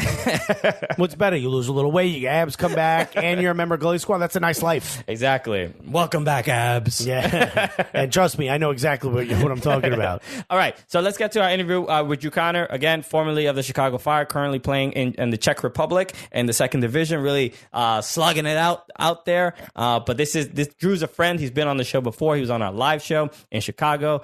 Great dude, has a lot of insight, and we get to kind of hear about what it's like for an American player going out to Czech Republic. It's a big life change, and he's willing to take a chance on himself and his career to make some different kind of moves. So let's get right to it. This is our interview with Drew Connor right after this. Yeah, baby. All right, this is dope as hell because this might be our first. This is not our first overseas call. No, we've been doing a lot of overseas calls. This is our first WhatsApp call, though. like we're a couple cheating teenagers over here. But this is our first call with definitely a player overseas and in Europe, because we've spoken to each other while you've been in Ireland, while I've been in Dominican Republic. Right, two very similar countries. Yes, it's very strong sporting nations equally. Right, and same also weather. It's exactly the same. But this is the first time, and I know, look, guys. So we're gonna talk to someone over in Europe. The accent may be very difficult to understand, so I hope you could bear with us, ladies and gentlemen. Unless you're driving, the one, the only, you might remember him from MLS. Homies out there in you might remember him from this podcast. You might remember from our live shows. Getting burned by Danny Calaprico. You also might know him if you're a big fan of Znojmo. I hope I'm saying that correctly. Ladies and gentlemen, unless you're driving, put your hands together for the one, the only Drew Connor. Drew, hello. What's going on, guys? Yeah, you got that right. Znojmo. Okay. Znojmo. So, to catch some people up, you were playing with the Chicago Fire last season, and now you are currently playing in the second division in the Czech Republic with Znojmo. Znojmo. There's a little bit of a tongue twister. Yeah, I know if you ask me to spell it, there's like a 7 and a Q in there. I'm not even going to try. So how are you? So there's a lot of stuff because we want to talk to you about the Fire and rebranding and a lot of those rumors and a lot of those questions. But first, we have to ask, how are you doing? What is the Czech Republic like? What is Czech soccer like in the second division? And what do their faces look like when you explain to them deep dish pizza? No, man. I mean, look, it's been a cool experience thus far. Obviously, I've known you guys for about 2 years now. I played with the Fire for 3 years. My contract was up, and I kind of had this opportunity to come out here late in the season. There's only a month and a half left in the season over here, so I was lucky enough to find a team that needed a defensive midfielder. And I basically packed my bags and left. There's about 7 games left in the season, but yeah, man, Znojmo is on the southern tip of Czech Republic. It's the winemaking region. There's not a whole lot going on, but now that you said that, everybody just loves Czech wine. I mean, that is just right. Right. Every sommelier is listening. Look, it's definitely a change of pace. From Chicago. It's a lot slower, but it's a beautiful little village, and it's kind of allowed me to just kind of focus on my game. And there's not really a whole lot of things to do, like I said, so there's no distractions. And yeah, man, I'm just excited to play out the last month and a half, 2 months of this season, and then kind of see where the next contract comes. That's dope. That's amazing. And are you getting a chance to sort of prove people wrong on what they think of American players? Yeah, there's a weird mystique to the MLS now in Europe. I think 3 or 4 years ago, it was still the same stereotype or idea that the MLS was a league where older players kind of, go to retire and things like, and cash out and things like that.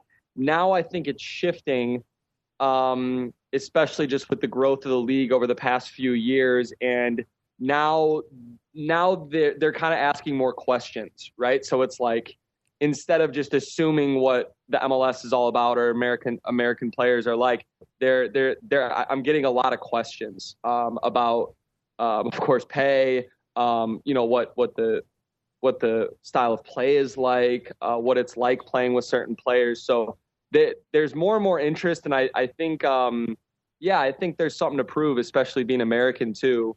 I'm almost certain I'm the only former MLS American player to play in Czech Republic, which is kind of cool. That's pretty dope. Yeah. So, word travels fast that I'm here, and it's exciting, man. I do feel like I have a lot to prove, What's the league feel like? What are the games like? You've played, I believe 4 games so far. How does it feel? And also, what is it like? I know you may or may not be there very long, but in your time that you've been there, obviously, I don't think your Czech is as strong as your English. So, what's it like adapting to the culture there? I'm trying, man. I downloaded that app Duolingo. I'm trying to pick it up as fast as possible, but I'm pretty bad. But no, so I flew in. I had a friendly game against a first division Slovakian team. I played really well, and that's how I, earned this contract. The following weekend, we played a game, and it was probably a league game. It was probably the most intense soccer game I've ever been a part of in my life.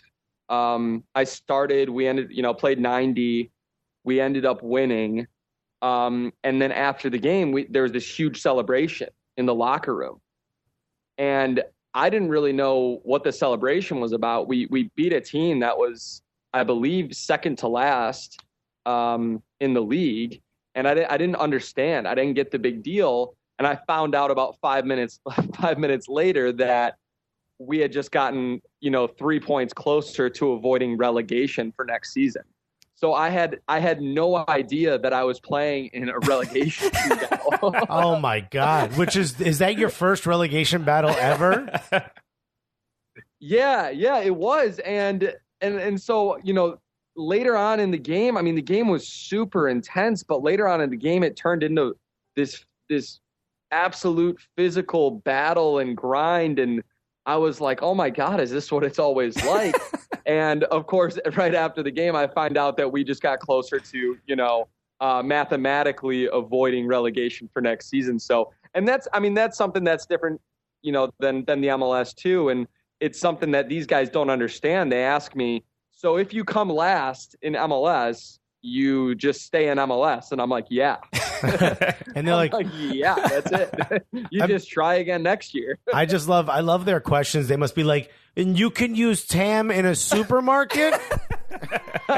They're just very confused. Was it actually better for you in hindsight, not knowing that it was a relegation battle at stake, or were you? Is it comforting knowing now? Would it have affected your gameplay knowing that there was that much pressure in that game? I think it may have. I don't know. I in the first 5 minutes, I had adjusted to the pace of the game, and I was like, okay, this is Czech football. This is what it's always like. And don't get me wrong. I mean, it's always pretty intense. And these guys run like crazy, man. I mean, I've played a lot of games in USL and MLS, and there's been games that I've, been the guy that runs the most, miles on the team or out of both teams. And I came here and I can't believe how much these guys run. I mean, all day. So one thing's for sure is I'll be absolutely fit after this month and a half. No doubt. Okay, gonna get that Instagram popping with them abs. All right, Drew. Yeah, man. That's what it's all about, baby. That's it. That's the game. Now, look, you're over in Europe. You've had opportunities in MLS. You're trying to make a go of it in Europe. While you're there, you're still paying attention to what's going on with Chicago Fire, or maybe Chicago City Football Club, or soccer club. Yeah. What are we think? So there's two things, right? So there's a chance. Rumors are nothing has been confirmed, but there's some pretty strong rumors. And I think they actually did say that they were in the attempts of buying out their deal over in Bridgeview and coming over to downtown Chicago in Soldier Field. What do you think about that? We'll start there. What do you think about moving it to Soldier Field? And I'll just also add very, very quickly for the people who have not maybe heard Drew before on the show. Drew was a homegrown signing for the Chicago Fire. He is from Illinois. He is definitely a childhood Chicago Fire fan. So not only did he play for the team, but he's definitely have a real emotional investment in the club. So I'll just add that as well before you answer your question, Drew. Yeah, and of course I still support the club. I still love the club. It's the team that took a chance on me, and I still have a lot of friends that play for that team. And obviously, I love Chicago, so I like to keep an eye on what's going on, and I love to stay involved. But ideally, right, it would be great for the Fire to have a brand new stadium downtown. And I'm sure you guys have seen some of those renderings that came out, last year, that were proposed from a different, ownership and investment group. Yeah. Whatever that may be. Now, I don't know the legality of, the terms on the stadium, right, and the name. Like if the Fire move, they can't be called the Fire anymore. I don't know.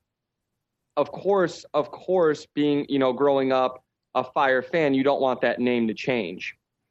But I will say that in the city of Chicago, the Fire brand is not as relevant as I wish it was. Now, a huge part of that is the frickin' TV show Chicago Fire, dude. Yeah. Yeah, that's huge. It's a popular show. That's huge, right? I mean, you joke about it, but it really is huge. I mean, the amount of times that people ask what I do, and I say, oh, I'm on the Chicago Fire. When I played, they immediately thought of the TV show, right? Yeah, they're like, oh, are you a lead? Are you a series regular? Right. You know? Right. And so that kind of makes it tough. Do I think that, the relevancy of the brand would grow exponentially if the Fire moved to Soldier Field? Of course. Like, dude, I grew up in Chicago, and it was hard. It was just really hard for me to get friends out to those games in Bridgeview, and look, when the team does really well, they show out. Like, I had a lot of fun playing in Toyota Park, now SeatGeek Stadium, when it was packed. You know what I mean? We had a lot of great victories there, but it was just hard for people to get out there. But Soldier Field is $60K. Of course, of course. So but, so you might, there's a chance that even if you get 30,000 to a Fire game at Soldier Field, it's kind of still going to feel a little bit like Bridgeview, or maybe not. Maybe from a player's perspective, it's not. Maybe I'm wrong. No, you make a great point. Seattle, right? Obviously is a much bigger fan base. I know they banned off, right, those top sections for some of those games that they know they're not going to fill, and I think that could be an option. But you got to start somewhere, and to kind of rebuild this brand. And I think just moving closer to the city would be absolutely huge. The amount of people that I know that are close to me that would have came out if the games were closer to the city, it would have been a ton, man. So, and look, Chicago's the third biggest market in the U.S. behind New York and L.A. And you just, you wonder if Atlanta can pull these many fans, man. You know what I mean? With a little bit more push on the marketing side, with the team maybe coming closer to downtown, I just don't see why Chicago can't do it. That's where I grew up. That's where I grew up watching the Fire play. Was at Soldier Field, and soccer's come a much further way than it was in 2001, 2002. Yeah, it appears that the main concern for a lot of people that we know in Chicago is losing the brand name. People get emotionally attached to products, the brands, to whatever. You sort of understand, but the Chicago Fire, the name Chicago Fire, means a lot to a lot of people. I think I solved it. Why don't we go with Chicago Fuego? Okay. I love it. Ryan, you got to say Chicago, just like Matt Javier says it.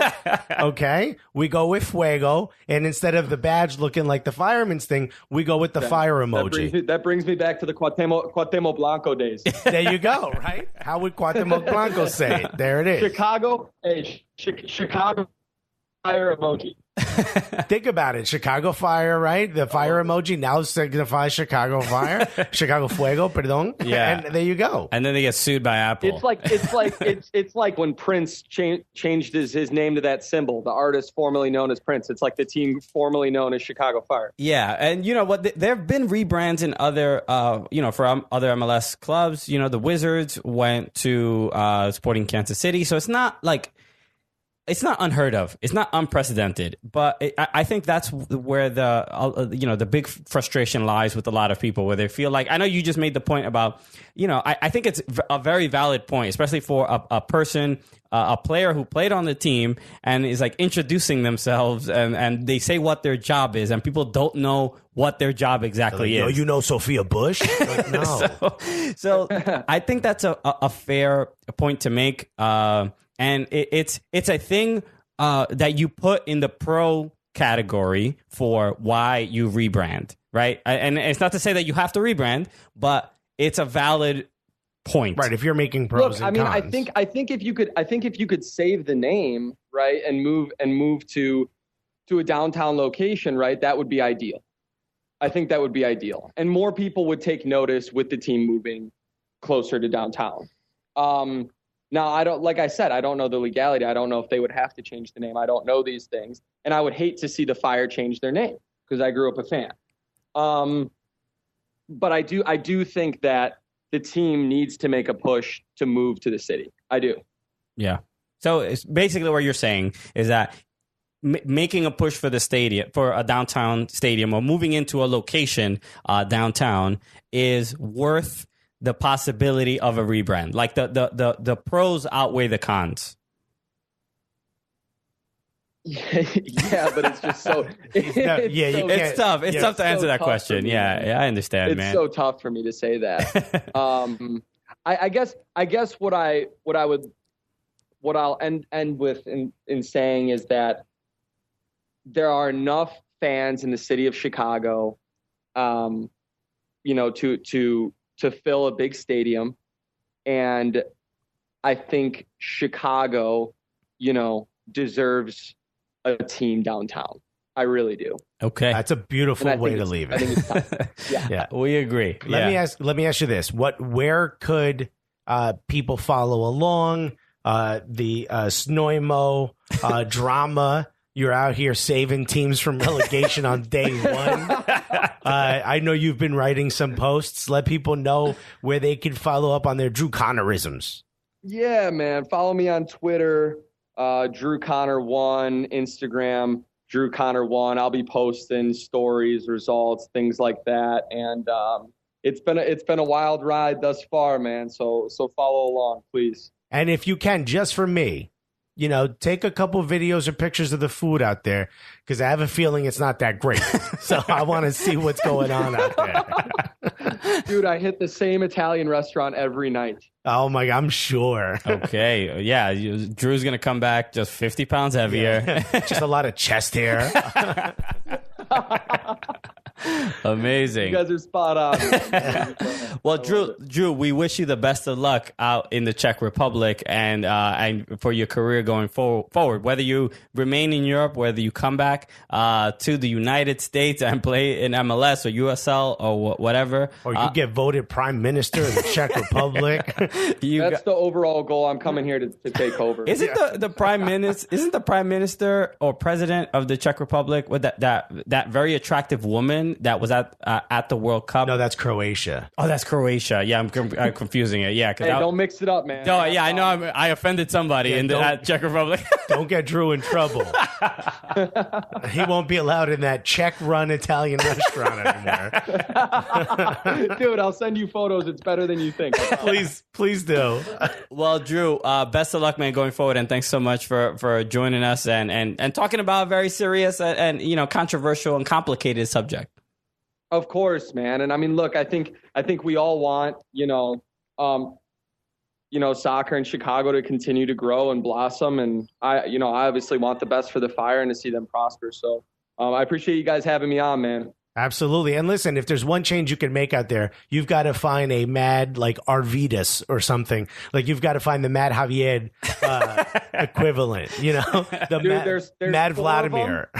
There's 4 of them. They're over 60. And they drink beer during our day games at like 11 a.m. That's the best. All right, good. I'm glad to hear that at least a little bit of Chicago is with you. Buddy, text us your address and maybe we'll send you a frozen Lou Malnati's or something.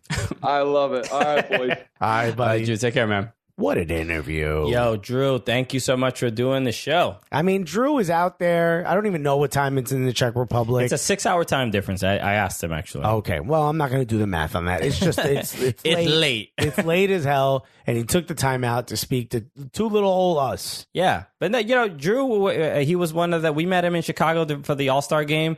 And we just met him in happenstance. He happened to be right by the DJ booth where we were. At the Section 8 tailgate. And he's been nothing but like dope and supportive and just mad cool with us since day one. So we genuinely wish him the best in his career. And he's one of the homies now. He's not legitimately one of the homies. He's a professional soccer player who's also one of the homies. Yo, maybe we should, Gully Squad. We need like 1,500 more members so we can fly to Czech Republic and hang out with Drew Connor. Is that you don't want us to see our friend? Is that what it is? Oh, wow. You want to keep us from our homie? What kind of person does that make you, though? So thanks so much, Drew, for doing the show. Another fun episode in the books. Baby, this is what we do. Yeah, man. We're having too much fun doing this, and just like we used to do with episodes in my apartment, we're almost at 2 hours. Here we go, and we got sounds. We got sounds, and that's how it is. Okay, we're not in the studio, so we're not at the top of Madison Square Garden today. Not right now. So you're gonna hear phone calls being made. Yeah, sorry, that's my mother trying to give me a phone call. But we're just about 2 hours, 2 hour long episode. This is what we do. Okay, so that's fun. All right, so now people can. This will be for the entire week. Yeah. Actually, no, because we got something coming out on Friday, baby. Yo, you guys better get through this one quick. We lacing you out with content, my guy. But seriously, yes. If you are a fan of Minnesota United or know Miguel Ibarra or whatever, share this interview with Miguel Ibarra. It's easily one of the most. The one that's coming out on Friday. This Friday, yes. I'm saying share this one that you listen to with Drew Connor also as well. This is also great. Maybe Miguel wants to hear from Drew. But it was definitely, especially with the fact that how we were mentioning that people thought like Miguel wouldn't be that open or he was be very shy, and it was it was way wrong. It was really, really fun, and he got deep. He spoke about his homie Christian Ramirez going to LAFC. Everything. So we had a really, really in-depth conversation, something that you don't really get to, the type of conversation you don't get to hear from soccer players very often. And we're really, really proud of it. So that's like really the main thing. It was such a fun weekend in general. The show was very, very special to us. Yes. And just, it's a dream for us to be able to do these kinds of things. And none of it would happen without your support. Whether you are in Gully Squad or not, none of these things will happen because nobody would know who we are. Nobody would care what we would have to say if you don't listen to this show. So thank you so much for doing that. Thank you. And to everyone who leaves reviews and everyone who joins Gully Squad, you guys are the absolute best. Thank you. So with that said, per usual, my name is Cristian Polanco. And my name is Alexis Leonardo Guerreros. And together, what are we? The Cool